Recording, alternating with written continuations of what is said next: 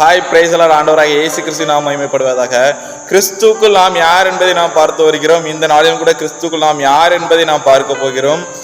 வேதம் இப்படியாக கூறுகிறது. ரோமர் 8ஆம் அதிகாரம் அதனுடைய 29ஆம் வசனமும் 30ஆம் வசனத்தை நான் உங்களுக்காக வாசிக்கிறேன். தம்முடைய குமாரன் அநேக சகோதரர்களுக்குள்ளே முதற் பேரானவராக இருக்கும் பொருட்டு தேவன் எவர்களை முன் குறித்தாரோ அவர்களை தமது குமாரனுடைய சாயலுக்கு ஒப்பாயிருப்பதற்காக முன் குறித்திருக்கிறார் என்று சொல்லப்பட்டிருக்கிறது. ஆமென். இயேசு கிறிஸ்துவுடைய சாயலுக்கு ஒப்பாயிருப்பதற்காக நம்மை தேவன் முன் குறித்திருக்கிறார். ஹல்லேலூயா. நாம் முன் குறிக்கப்பட்டவர்கள் என்று இங்கே நாம் வாசிக்கிறோம். கிறிஸ்துக்குள் இருக்கிற நாம் முன் குறிக்கப்பட்டவர்கள். யாருடைய சாயலுக்காகவா?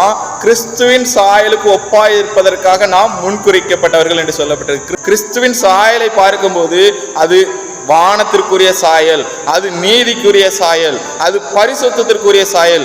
அந்த சாயலை பெறுவதற்காக நம்மை தேவன் முன்குறித்திருக்கிறார்.